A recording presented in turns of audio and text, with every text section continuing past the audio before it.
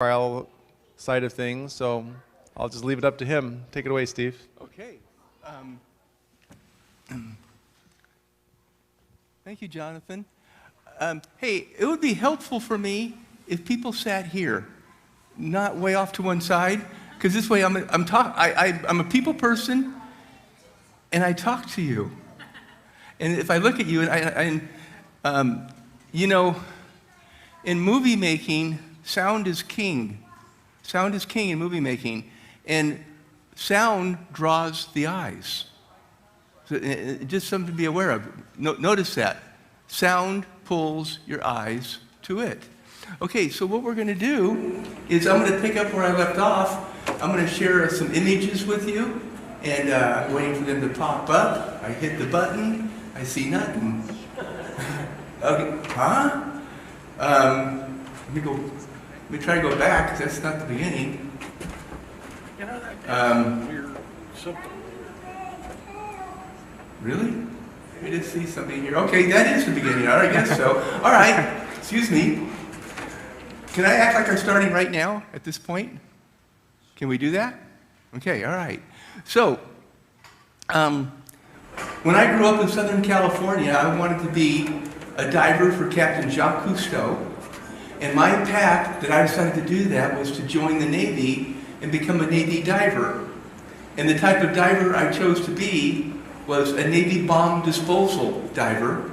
And the images that you see here, this is the classic World War II mine. And the very first image, this is my graduating class of 32 men. We graduated 6. This is really hard to get through this type of a diving program. And that's a torpedo right there at our feet. And this is, if we got through school, this is what we were going to get to do. And you'd have opportunities to have the most advanced underwater diving systems. You would get to rappel and also be brought in by helicopters and dropped onto the deck of an aircraft carrier.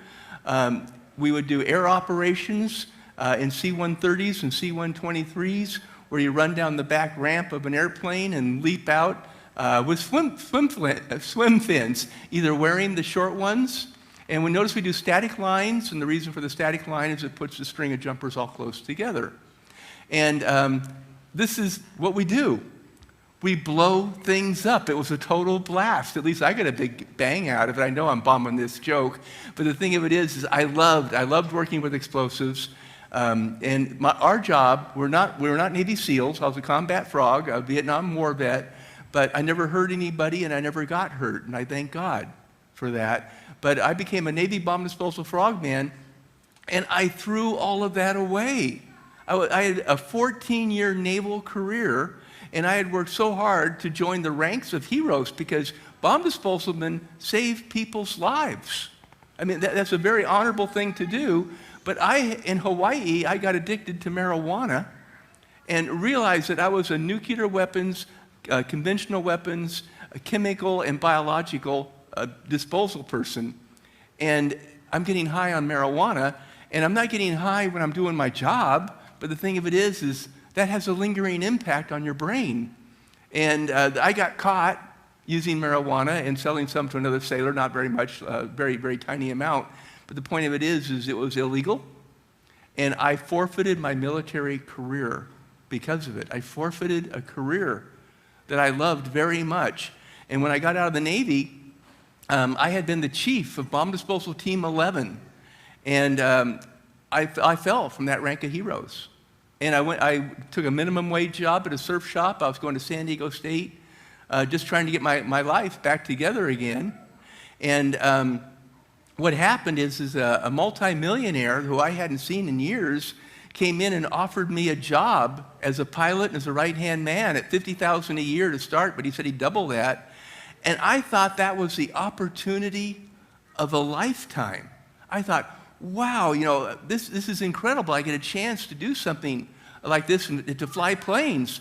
But as I went to work for this man, I saw that he was corrupt. And yet I still chose to work for him. So whose fault is it when things went wrong? Yeah, my fault. Totally my fault.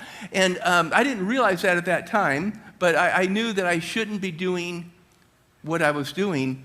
And then he revealed to me that he was a cocaine transporter and that he wanted me to co-pilot a plane from Colombia to California.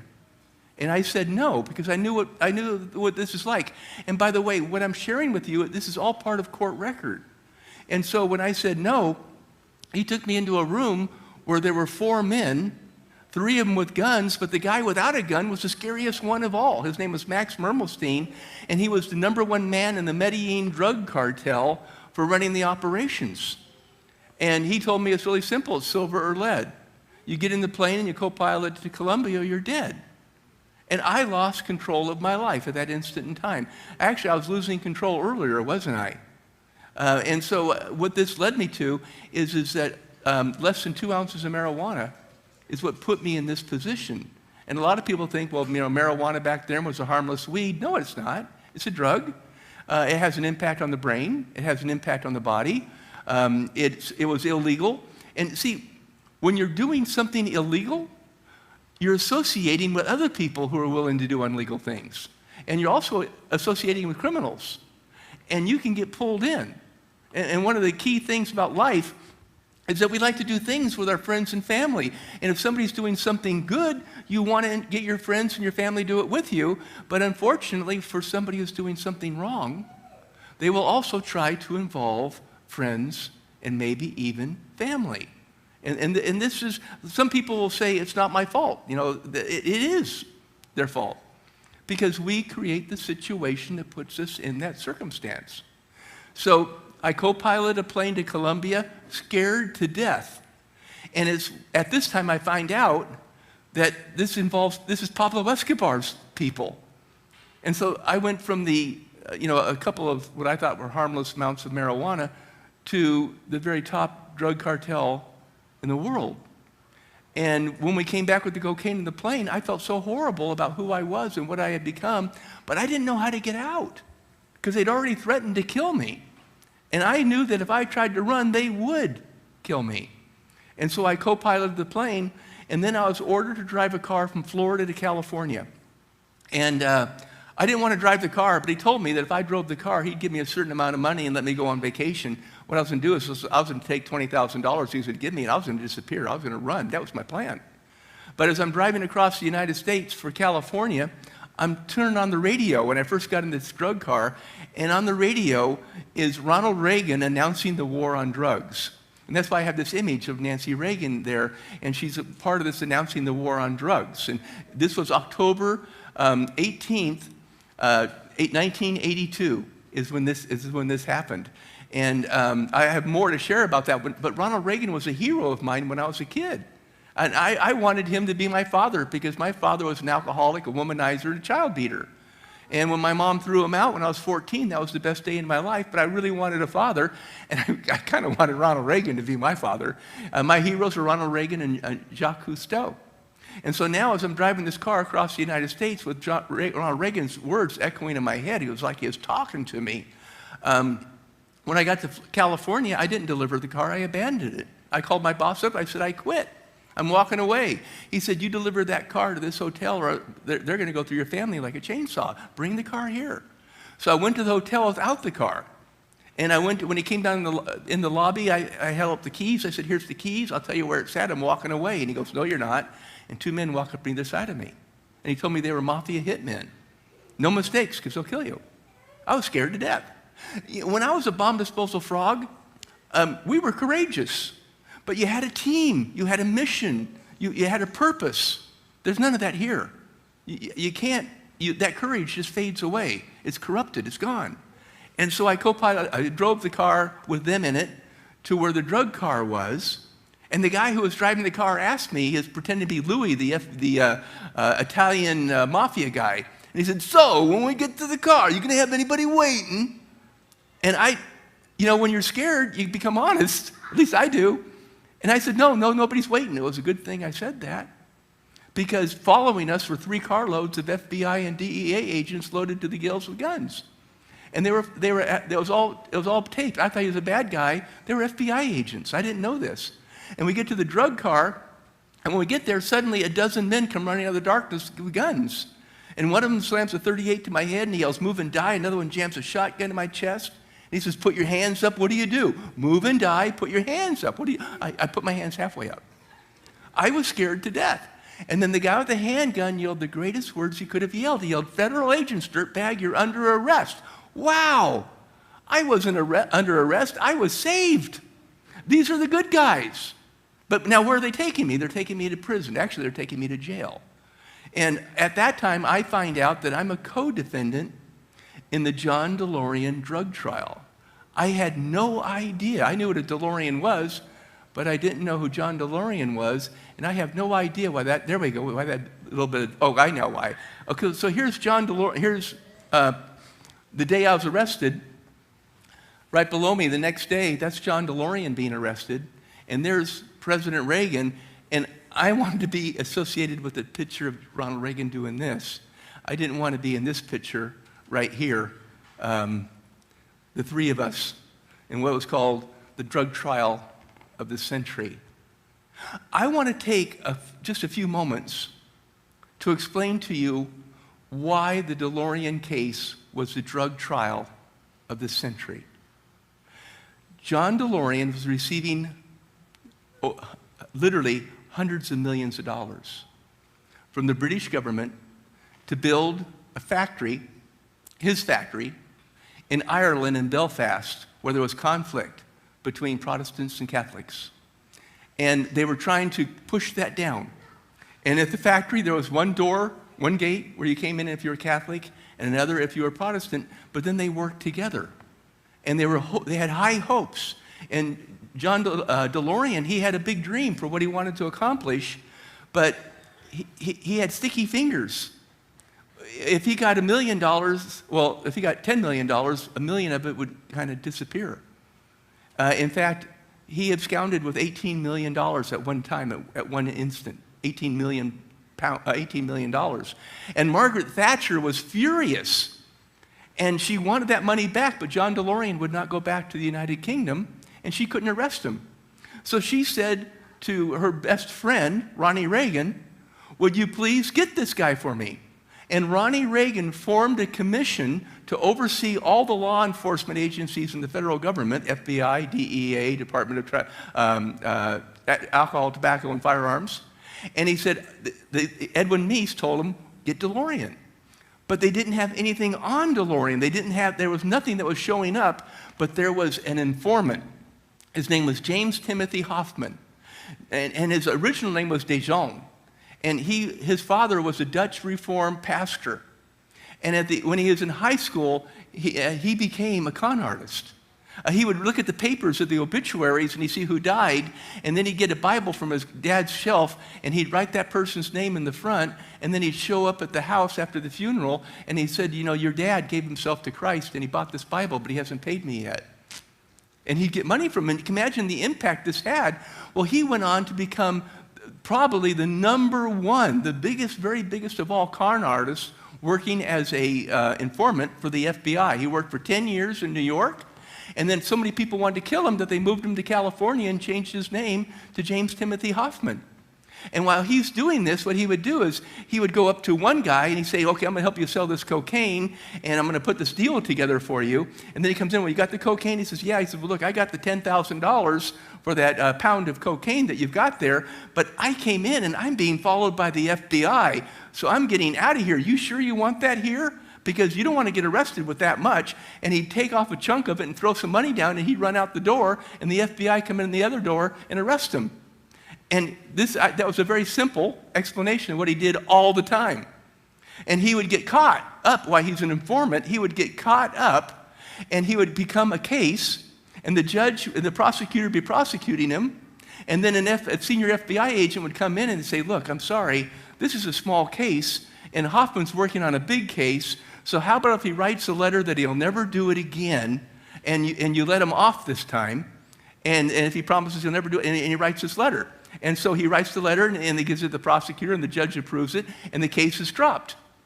And I happen to know that he did 2 of these letters, and 10 months before the DeLorean case got started, I have a letter that he wrote to the judge, and it's an FBI document that he promises not to do this stuff anymore, and then he goes right off and he does it some more.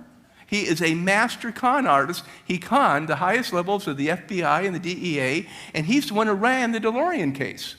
And so Morgan Hetrick is the guy I'm working for, and Morgan's looking to launder money, and James Timothy Hoffman is in the DEA and FBI office, and he's looking at the cases that come in, and he sees Morgan Hetrick. And he says, I know Morgan Hetrick. We're buddies. I haven't seen him in a long time, but I used to work for him. I can give you Morgan Hetrick. So they put him on Morgan Hetrick, and he's trying to get him for money laundering, and he gets the case going. And then he's in there, and he finds out that they really want John DeLorean. And he says, oh, John DeLorean used to be a neighbor of mine. They lived in the same community down in San Diego County. And so he says, I'll deliver DeLorean. And so they send him in with a wire, and he meets with John DeLorean in a bar, and he says, I can get you money. He says, I can get you $60 million. He says, but I need some seed money up front. I need $1.8 million to make this happen, and I'll get you $60 million. And John DeLorean says, okay, I'll give you 1.8. I don't have it, but I'll give it to you. And so he comes back to the FBI and the DEA, and he says, hey, I just got approached by John DeLorean that he wants to buy $1.8 million worth of cocaine or heroin to sell it to save my car company. That's what he told the FBI and the DEA. And the wire that he was wearing, for some reason, it didn't work. It's called flip the switch. So they didn't have this on tape, but that's what happened. And he had all these conversations with DeLorean and also with my boss, Morgan Hetrick, and here's where they were taking this. And the best way to think about it is, I share it this way because this is so convoluted, you can hardly keep pace with it. But what you have is you have James Timothy Hoffman sitting at a poker table. And he's the dealer. He's dealing from the top of the deck, and he's dealing from the bottom of the deck, all right? Sitting on each side of him is the agent who arrested me for the DEA, and he's on the right, and on the left is Agent Teza. And Agent Teza is the FBI, and they put up $1.8 million, which was money from the federal government. Now, over here, you got those two. Sitting across from him is John DeLorean. John DeLorean does not have $1.8 million to put in the pot. He promised he'd get $1.8 million, but he doesn't have it. And he said that the Irish Republic Army was putting up the $1.8 million. Well, the Irish Republic Army got furious that he said that, so we're going to put them behind him, and they have guns, but they're really looking at John DeLorean. They'd like to shoot John DeLorean for getting them involved in this. Well, the dealer, James Timothy Hoffman, he says, look, I'll counter that. He says, I'm not afraid of those people because I have the Cali cartel. So put the Cali cartel behind the dealer, James Timothy Hoffman. And then on the left over here is Morgan Hetrick, the man I worked for, who had $30 million of drug money in a bank in Bahamas. And he's going to put in 55 pounds of cocaine. That's valued at $1.8 million. So the cocaine goes on the table, and now we got this deal going on, but DeLorean's not good for the money. So they say, how are you going to come up with $1.8 million? He says, I'll give you, I just forgot the number. I think 90 DeLoreans. And he has 90 DeLoreans moved to his residence in San Diego, and he's going to give them that, and they go, wait a minute. That is not worth $1.8 million at $30,000 a copy or $27,000 a copy. He says, okay, I'll give you half the shares of DMC. But it wasn't DeLorean Motor Company, the real company, it was DeLorean Motor Cars, a fake shell worth nothing. Now, do you think the FBI, the fire crew is just here, they're just driving away with the red lights going. Because they may come back, They're going to try to be here for this. It's an important time. Anyway, he puts up half the shares of an empty shell company, and the FBI and DEA accept it. And so does the judge. By the way, the judge is the pit boss standing behind the dealer. Now, everybody has something in the pot, and my boss, Morgan Hetrick, looks at me and he goes, Steve, there's one more thing that has to go in the pot. And I go, what? He said, it's you. Me? He says, yeah, because you're going to trial first. And the FBI doesn't want you going to trial. Because if you go to trial with it, and DeLorean's attorneys are going to be counseling your attorney, and they're going to find out everything that the Department of Justice has on John DeLorean. And they're going to use that to defeat John DeLorean. In fact, John DeLorean was so excited that I might do that he gave me copies of all his investigative files, everything that he had on the DEA, on the informant, and everything else. And they're telling me that if I don't cooperate, if I don't go in and plead guilty, that they're going to give me 144 years in prison. And that's what's going into this pot. But we're not done. You see, James Timothy Hoffman, the more money that goes in the pot, the more money that he can steal from the pot. So he says, you know what, Morgan? He says, you're an engineering genius. You should go to Belfast, and you should work on the DeLorean and make it better, because everything you know about airplanes and jets, imagine that for a DeLorean. And he says, and you should put up $15 million. And with $100 million, we can get half of the DeLorean Motor Company in Belfast, Ireland. But that's not enough money. And so Hoffman said, so you need to bring in the big troops. So Morgan Hetrick flies down to the Cayman Islands and meets with the top people of the Colombian Medellin cartel. And Pablo Escobar agrees to put up $60 million. And his hitmen put up $15 million, and another $10 million from Max Mermelstein, and that gave him $100 million to buy a half stake in the DeLorean Motor Car Company. And you know what Pablo Escobar wanted to do?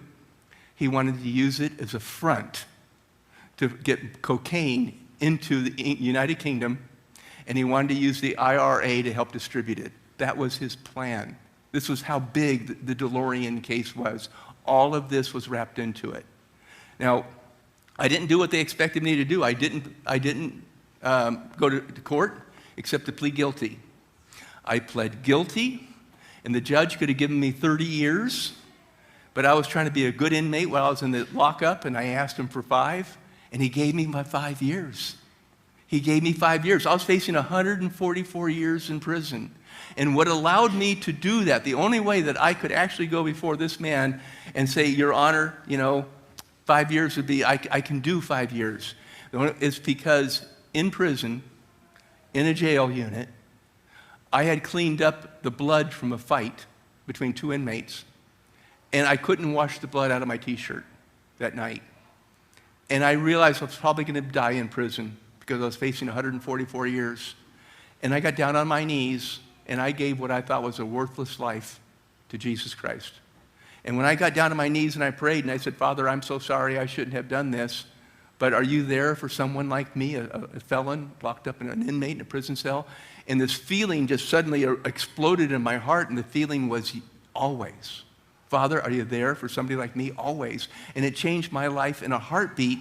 And that's what gave me back my courage. And that gave me my courage to go before the judge and to plead guilty. And he gave me 5 years. And I got to leave after 10 and a half months. I was the longest person in the jail unit that anybody had heard of at that point in time. And then I went into general population with the rest of the inmates. And miracles, I can't begin to tell you the miracles that occurred to me when I was at Terminal Island in general population, because I never got hurt. I never got hurt. In fact, I got to help other people because I was a Christian now. And then I left I left Terminal Island Federal Prison. Isn't that a wonderful name for a prison? Terminal. Okay? And I left there, and they sent me to Boron Prison Camp. And I had been praying to go to Boron Prison Camp because Boron Prison Camp had a fire crew. And in fact, they had a firehouse with 2 trucks. And my hopes and dreams was that I would be able to join that fire crew. And I want you to think about fire crews and how important it was for me, is when I went to Boron Prison Camp, the unit manager who assigned jobs told me I could not be an inmate firefighter because I had to be in the honor dorm at the prison camp. Well, I had gotten into the honor dorm at the federal prison, but that didn't count with him. And so I went to the safety officer who was in charge of the fire crew, and I said, please, can I be an inmate firefighter? Because I'll tell you what, I'll be the best firefighter you've ever had. I'll be the first one here every morning. I'll be the last one to leave. I'll clean the toilet. I'll polish the truck. I can repair the truck. I'm a machinist mate chief. I can work on it. I can repair it because I'm mechanics and such. I will get along with everybody. I'll be the first one in, the last to leave, and I'll obey every order you give me. And he said, man, you're not like any inmate I ever heard of. And next week, I was on the inmate fire crew, and they had to put me in the honor dorm. So I'm also in the honor dorm now, 1 week after getting up Boron Prison Camp, and that had never happened before, because you normally have to spend a whole bunch of time earning that distinction. And going off with the fire crew, going through the great gate, riding on the back of a fire truck, red light and siren to save lives, was amazing. But 2 months later, the chief engineer of the inmate fire crew is released from prison.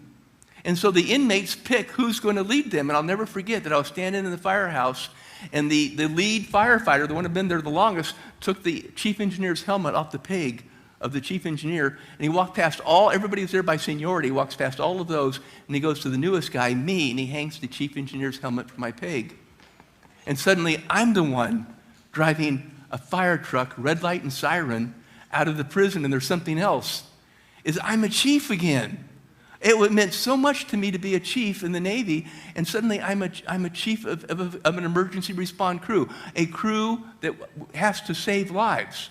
I mean, I really worked hard with my fire crew because, I had bank robbers, I had a banker, I had a physician who'd done fraud, I had a real and an attorney who did all kinds of stuff with papers. And, first thing you have to be able to say, will you, in an emergency, if there's someone in a house and it's burning, will you run through the door? Will you put your life on the line for other people? And they kind of think about it. And I get some go instantly, yes, I'll do that. Some will go, well, yeah. I said, okay, how about this? For one of your firefighters, if they're in trouble, will you put your life on line to get them out? And they didn't all like each other. They're going, well, thing of it is there can't be any doubt, because you're a lifesaver. A firefighter is a true hero. I mean, they put their lives on the line. This is amazing. When I was an inmate and I'm wearing inmate coveralls, my sins are on the outside for everyone to see. But when I put on firefighting turnouts, for me, now put this in perspective, for me, these were like garments of salvation.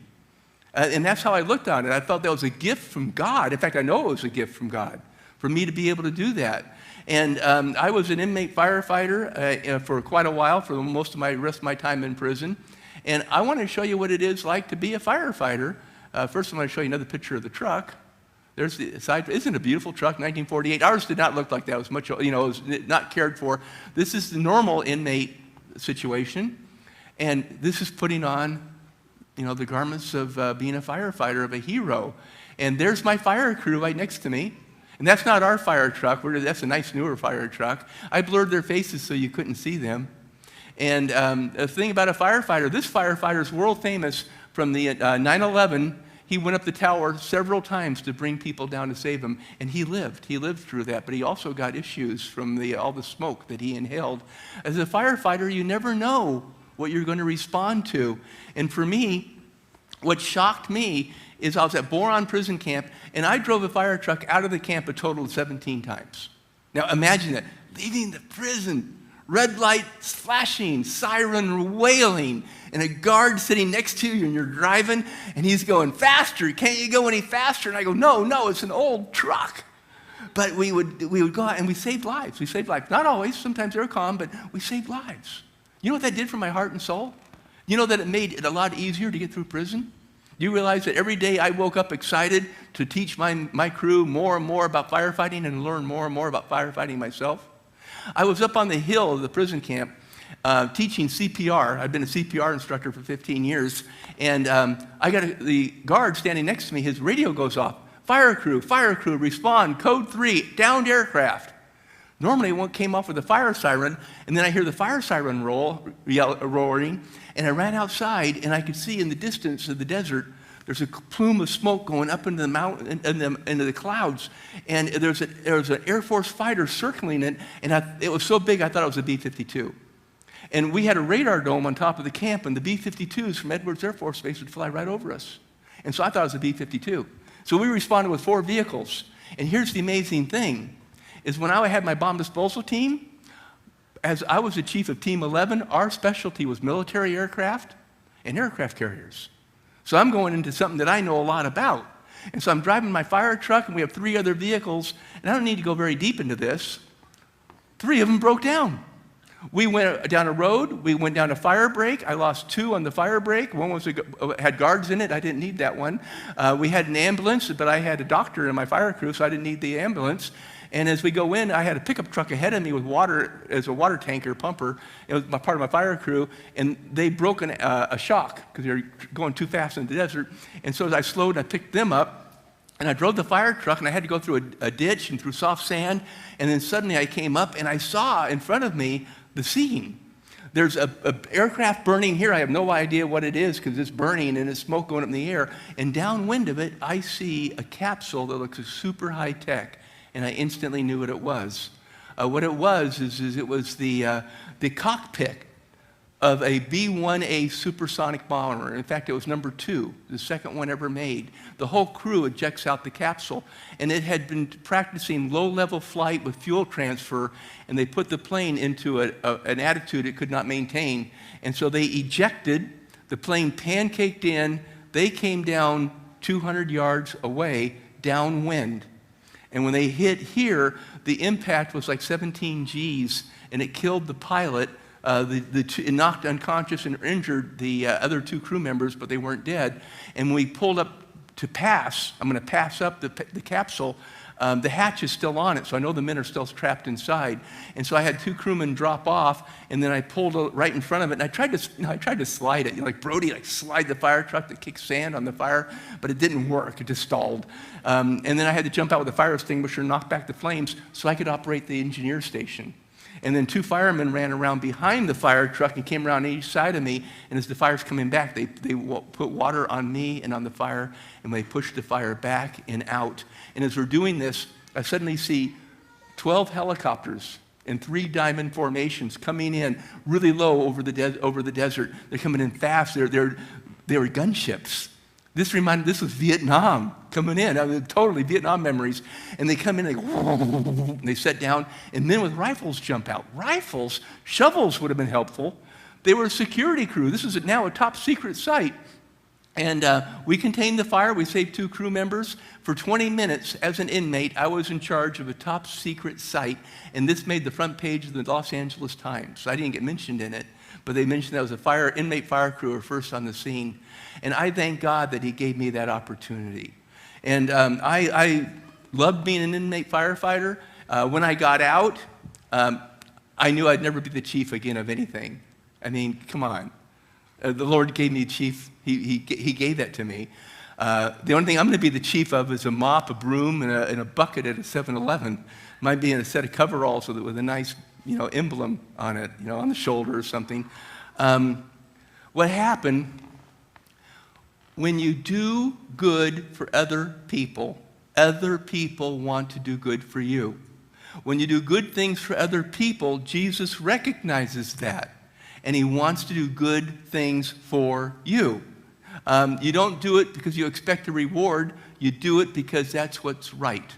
And from my doing that, I had been recognized by a member in the Highway Patrol. And he asked me, we were talking after an emergency response, and he was a Christian, I'm a Christian, we're Christian brothers, but we're on both different sides of the fence. But I wanted it on his side. And he asked me what I wanted to do, and I said, well, I want to go to work when I get out to the College of Oceaneering. I had the qualifications, but I'm going to get out as a felon. What's the chances? And when I got out, I went to see my parole officer, and he said, Arrington, I want you to go apply for a job at the College of Oceaneering. And I said, whoa, what? He said, I want you to apply for a job at the College of Oceaneering. I said, do you think you'd hire me? He said, no, but go. So I went, and I met with the air diving supervisor, and I had a conversation with him, lasted a half an hour, and he told me that he wasn't hiring anybody. He said, I don't need anybody, but I'll listen to your story. And I told him my story, and when I got done, I said, so you need somebody like me? He goes, nope. I said, you know anybody might want somebody like? He said, nope. He said, before you go, I've got something for you, though. He goes, here, you get these. And I go, what are those? He says, they're keys to the college. I said, why you give me keys to the college? He says, because you're our newest core instructor, and you're going to be a medic at the school. I said, wait a minute, you're hiring me? He says, no, I'm not hiring you.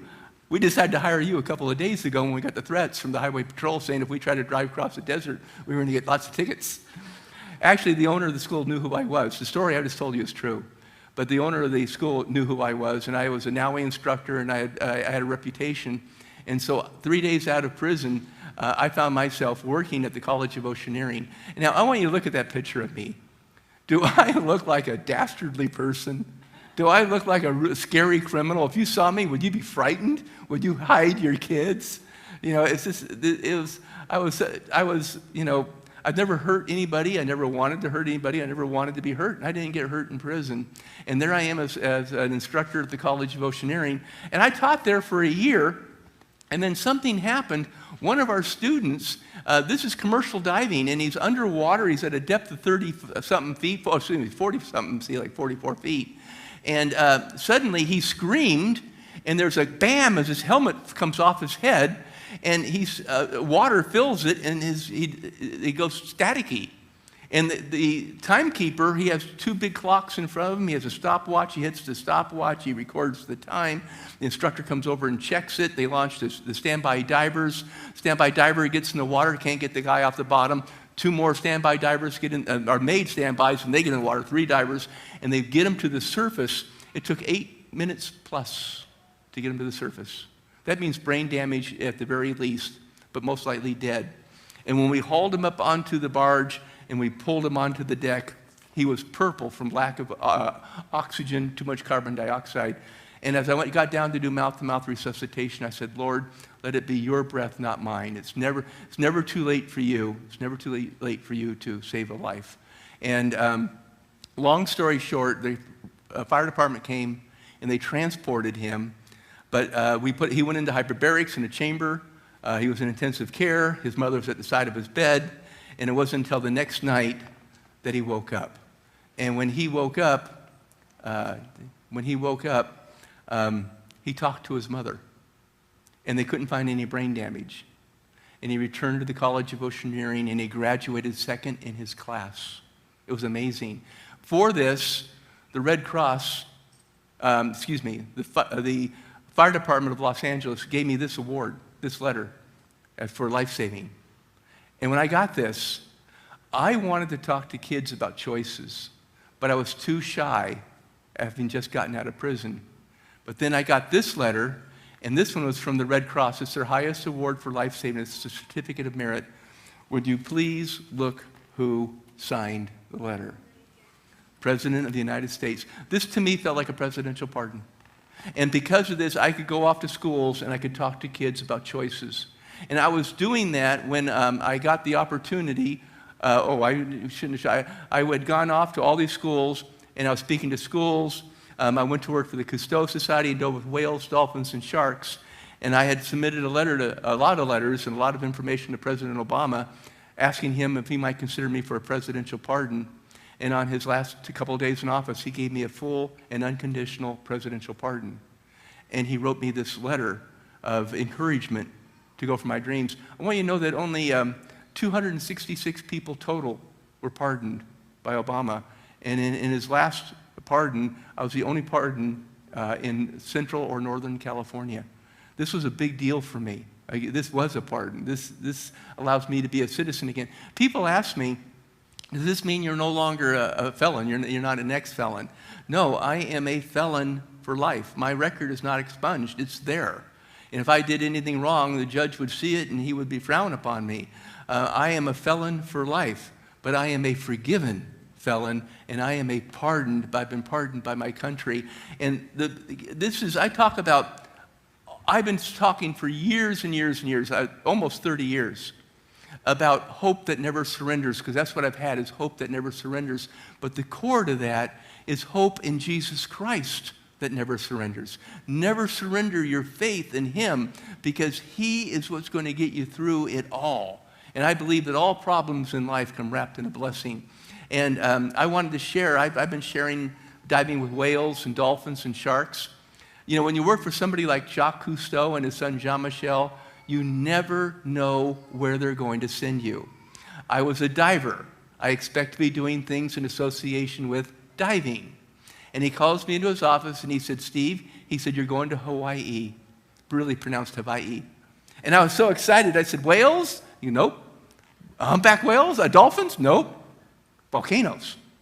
I said, volcano? He said, yeah, there's one erupting on the Big Island, and I want you to film it. I want you to film it above water, and I want you to film it underwater. And I said, and I want you to sighting. I mean, I want to see the lava falling right in front of the camera. And I go, wait, how do you do that? He said, I don't know. He says, that's your job. He says, you got my crew, you got my credit card, huh? In fact, I think you got a couple of them, because I've seen the bills. Go. And Steve, if you plan well, it will be fun. So I went there. And by the way, this is a volcano. This is an erupting volcano. This is the same volcano. It's growing. Okay, it's growing. And here it is again. And what I've done is I need to get aerial footage. You told me to get helicopter footage. So I chartered a helicopter, and I went to the helicopter rental place, and I said, hey, who is your gutsiest helicopter pilot? And they said, oh, you want the cowboy? The cowboy? Yeah, you want the cowboy. So I went out and I found the cowboy, and I said, how close do you take me to that volcano? And he said, well, I'll take you inside. I said, what do you mean inside? He said, oh, not down in. It can't do that. He said, what I'm going to do is I'm going to fly right over the rim, about 8 feet, okay? And when I get over the rim, I'm going to flip your side of the helicopter down. This way you can get the picture, because I'm going to get shot up really quick, and I don't want my engine, because the gases will kill my engine. So when I go up, I'm going to flip you on the side, and I'm going to rotor out. So you got to get this quick, because we ain't doing this twice, okay? And so I'm in the helicopter, I'm in the co-pilot seat, and they removed my door. Okay? I just have a strap on me, and then I got a Frenchman with a cinema camera behind me, and he's going, what is he saying? He had no idea with that accent. And so here we are. We're going to go right over that volcano. This is it, going right over the rim of the volcano. You can see down into the throat. You can see the lava.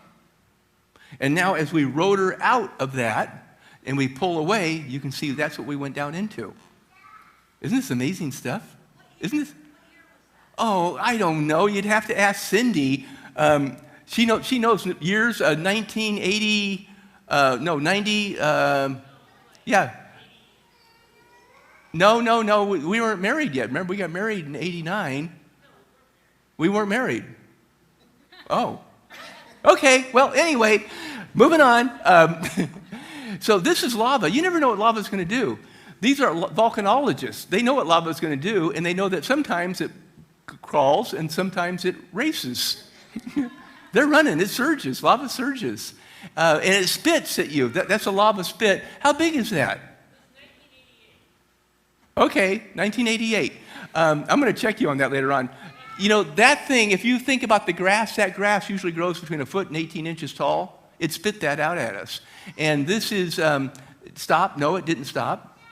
Okay. And now what it's going to do is it gets down to the ocean. And it explodes as it's going into the ocean.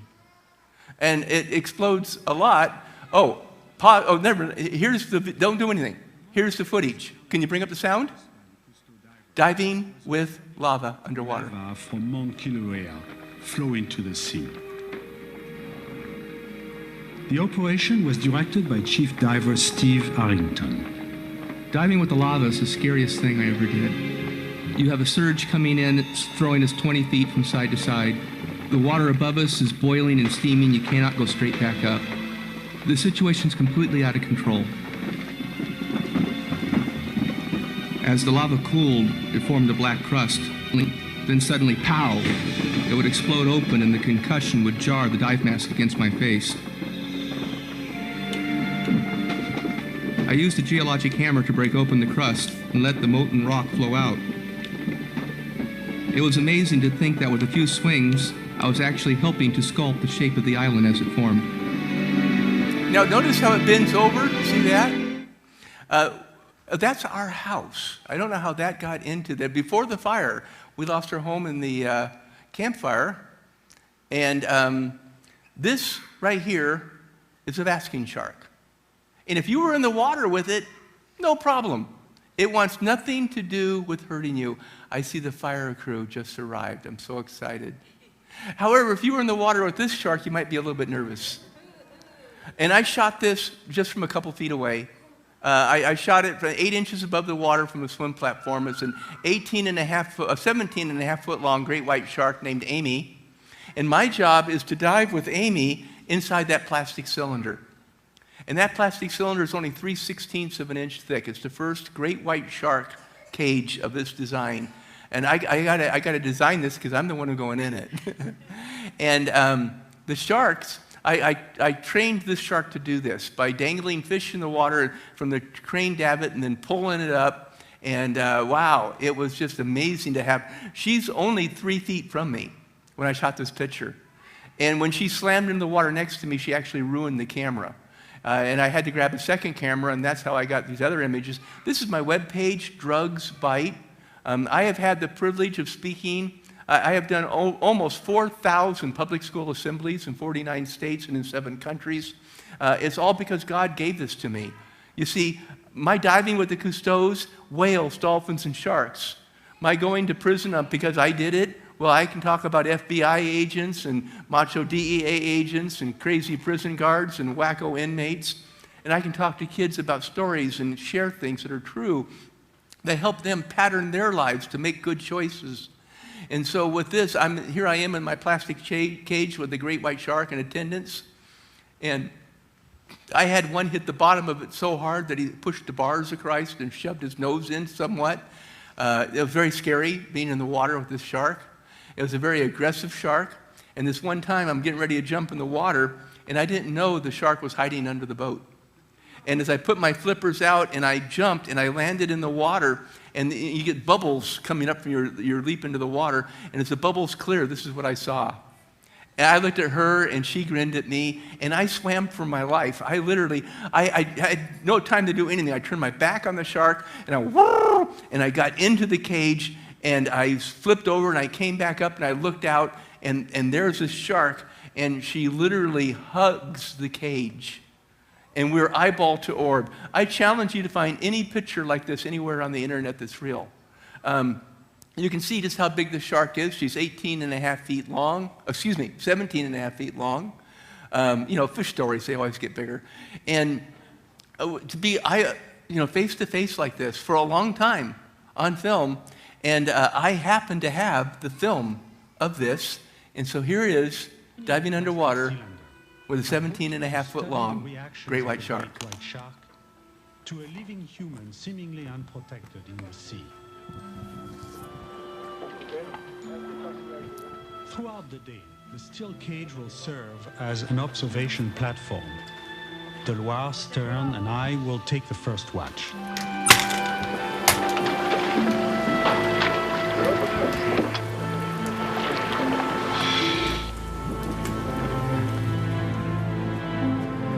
For most people, the mystery of the great white shark comes to this. Are the rare attacks on humans by design or by mistake?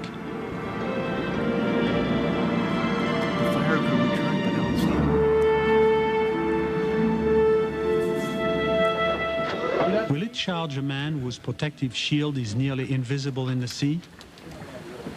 Chief diver Steve Arrington will act as our human bait. Arrington faces a nerve-wracking assignment. Since the only entry is through a hatch atop the 10-foot-high tube, he must wait until the cylinder is lowered into position, then swim down 6 feet to enter it underwater.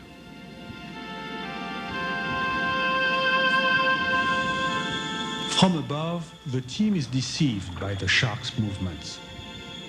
Eventually convinced it is swimming off, they give the all clear signal, but moments later, the shark will veer back suddenly. Unaware that a great white shark is only a few yards away, Arrington jumps.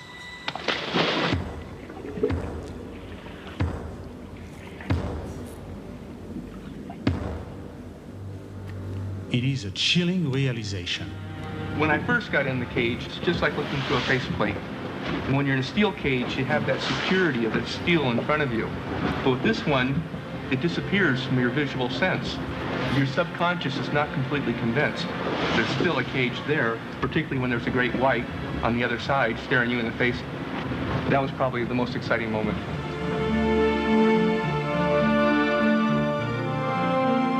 What occurs in the brain of such a creature we can never know. Even in the presence of bait and blood, the great white moves not in mindless fury, but in apparent bewilderment.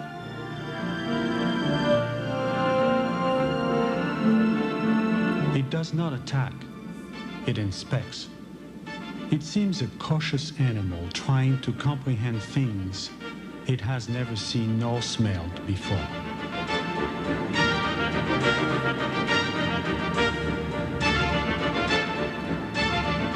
Finally, it halts in mid-water to stare at the unfamiliar creature in its midst. As the shark turned its head from side to side, could look at the eye and you wonder what's going on there.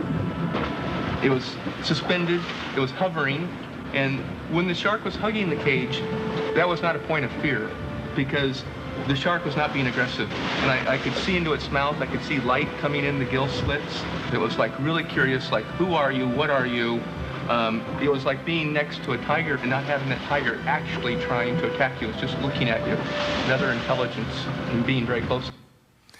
After 5.5 years with the Cousteau Society and diving with whales and dolphins and sharks, I resigned my position, my childhood dream job of diving with the Cousteaus, to becoming a full-time motivational speaker and drug education speaker for youth nationwide. I wanted to make a difference with my life. My wife Cindy joined me in this, and we've been working in Fiji. I've talked about Fiji this morning during the main church service. And what astounded me is for 24 years, we've been doing free clinics in Fiji, medical, dental, and eyes, over 30,000 patients that we've treated for free. And one of the things that came out of it that shocked me is that the Nusukamai is the most ancient war clan in Fiji, and they're the most honored. They were never conquered.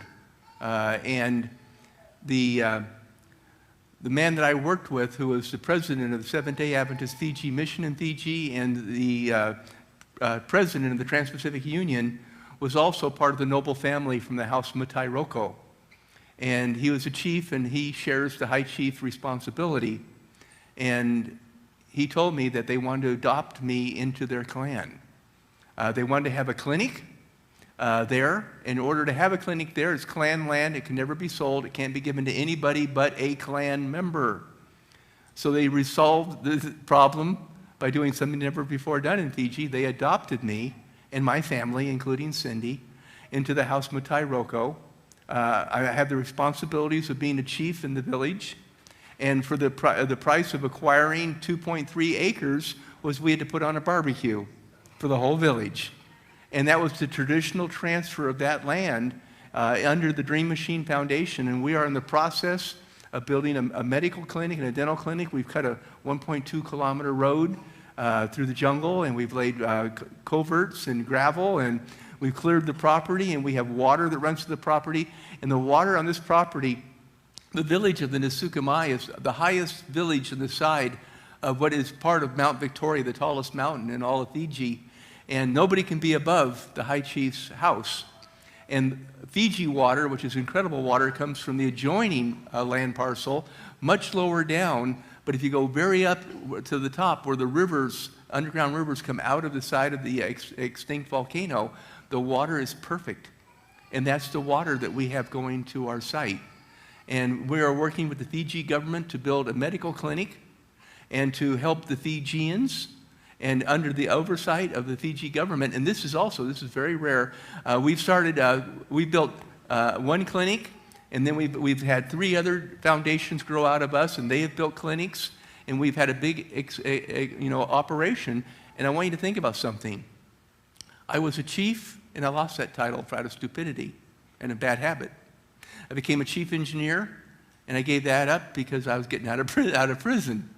I dove with Cousteau, and I got to become a chief, and I gave that up, and I gave it up knowingly because I wanted to work with young people. And God knew that, hey, being a chief must be pretty important to Steve, and he's been a good servant, so we're going to make him a chief for life. And so for life, I'm a chief in the noble house of the Nusukamai, the House Mutai Roko, and my family has that privilege. We have the responsibility that the title implies. And when I pass away, that title will go on to one of my children, whichever one does the most service for Fijians. Isn't this a wonderful story? I mean, God is so very, very good, and he wants to bless each and every one of us. I cannot tell you how many times people walk up to me and they say, "You have lived the most amazing life." And I say, no, I am living the most amazing life because God is not done with me. This is my brother. His name is Ratu Waisea Vuniwa. Vuniwa means root. And this is his quote. He is now a chief just like me and co-heir with me and members of my family, the traditional inheritance of the Nisukamai. He also inherits the privileges and responsibilities of leadership in the village of Nisukamai. God wants to bless you more than you can possibly imagine. I discovered God in a prison cell. I thought I would die in prison. He had a much better plan. God bless you. Thank you for coming. And I'm going to close the program, and I'll come down and take a couple of questions. Okay? So thank you very much. Oh, excuse me. Let's close with prayer. Dear Father, as always, thank you. You are in charge. This is your work. It's your ministry. I'm your servant. I want to be a good servant. I want to do good things, but I need you for good things because I'm too good at doing bad things, and I don't want that to be a part of my life ever again. And so give me strength, shield my family and I, shield everybody in here. Keep us from harm, from evil, from sickness, from disease, and help us to have the opportunities to help others in your name to do good work. In Jesus' name we pray, amen. God bless.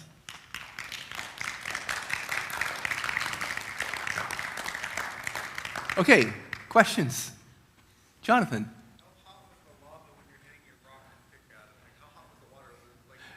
It's the first time I've ever sweated into a wetsuit underwater. And it was scary. And you come out and your ears would be full of charcoal because, there's all that charcoal flowing in the water. And the water would surge from side to side. I should have put this on film, but it's okay. The water would surge from side to side, and where the lava rock is on the side of the volcano, because we're on the side of a volcano underwater, it's unstable.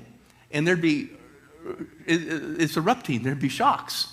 And we had a shock, and the shock was so violent that we heard this big crack, and I looked down, and beneath Bob Talbot and I, a cloud of debris was coming up at a very high rate of speed. We could not do anything about it. It was coming up. All we could do was put the camera between us and hug each other. And then I saw the lava on the side, the lava rock, crumble and slide into an avalanche. And it pulled us down into the blackness. And we tumbled, and as we're tumbling, I can hear boulders colliding. I can hear lava making sounds about shoving stuff and everything. And the heat was licking at us like fiery tongues in the wetsuits. And then finally we stopped tumbling, and I didn't know which way was up or down, absolute complete blackness. But I put my hand on my faceplate, I pushed it against my face, and I exhaled into it, and the bubbles went out the side of the mask. So I knew to rotate this way, that is up. And then we started swimming up, holding each other. And when we finally swam out of the cloud into just dirty water, and we could see, I quickly looked at my depth gauge, and we had been sucked down to a depth of 130 feet, and it had taken us 3 minutes to get out of it. Very, very close to dying on that event. See what a question gets you? Another question? So you didn't know exactly what temperature it was? No. Hot. Really, really hot. Like you, hot. Sorry, excuse me. Next question? College of Oceaneering is in LA. It was in LA, it no longer is. Okay, world's moved on, and so the college isn't there anymore, but memories are. Okay, I have my books over there. This is how I support my ministry and the work that I do. And my book retails for $17.95, but I sell it for $19 because of the tax. And I have it there. It's my autobiography. I'll say this. I'm not being bold. I'm not bragging. I'm just telling you, okay, what you want to know. It's won awards. It's won major awards. If you go on Amazon, the last awards since this revision have all been 5 stars. And maybe 2 out of 3 of them say this should be a movie. And I really want it to become a movie, and I've had people who've approached me about that, but it has to be a movie about Jesus Christ, because that's what my story is. It's not really about me, it's about what Jesus Christ has done with a fallen human being. And then I also have a documentary on my story, which has also won a couple of awards, just a few, and that's $15, but that includes the tax.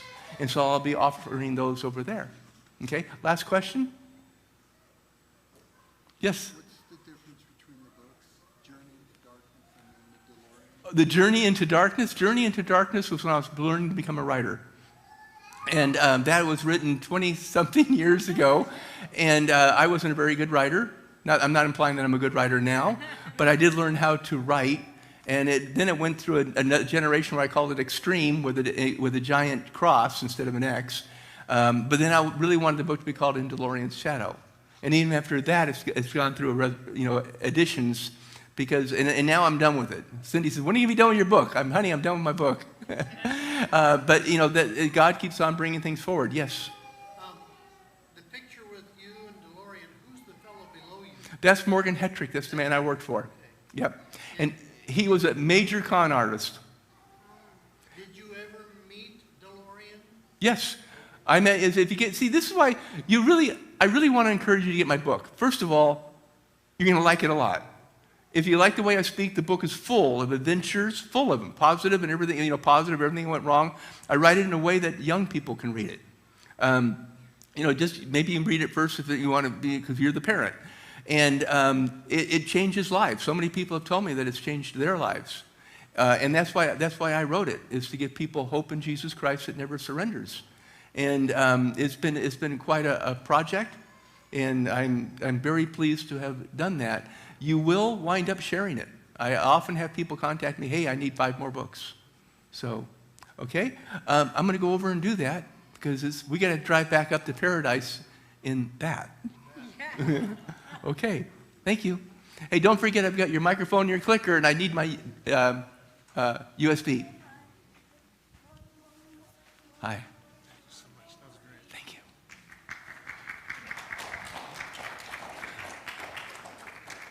Applause goes up.